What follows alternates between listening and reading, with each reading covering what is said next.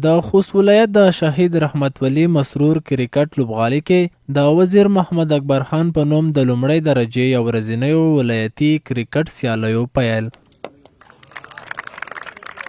د کرکټ مسؤلینو په وینا په دغه سیالیو کې ټولې 12 د کرکټ لوبډلې ګډون لري چې 6 لوبډلې په خوست او 6 نورې بیا په ننګرهار ولایت کې سیالۍ ترسره کوي چې 21 ورځې به دوام ولري.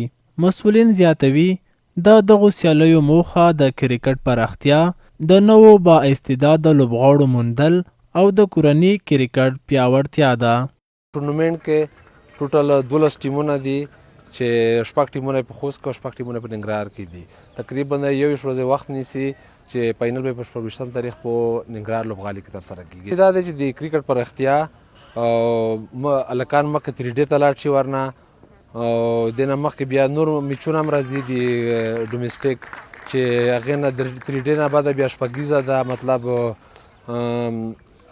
پس کلاس میچونه د هغې ته هلکان سلیکټ کیږي. بل لور ته په یادو سیالیو کې لوبېدونکي لوبغاړي خوښي څرګندوي او وایي چې دا ډول سیالۍ د لوبغاړو د تجربې او پرمختګ لپاره ډېرې مهمې دي.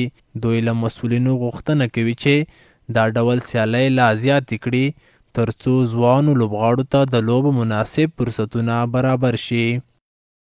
په واقعیت هم دا ډېرې مهمه لوبې دي، لکه څنګه چې موږ ته معلومه ده د لوبو نه به موږ ځو مخته ځو، ټریډ ته به ځو، د ریډ بال کرکټ به هم کوو او لیسټې چې وایټ بال کرکټ ده به هم کوو او د نه وروسته 19 پروسس د دغه لپاره یو ښه لاره ده د 3 واړو فارمټو لپاره. دغه اوس کومه غرونه ده پروسه ماشاءالله ډېره ښه نه ډېره ښه روانه ده.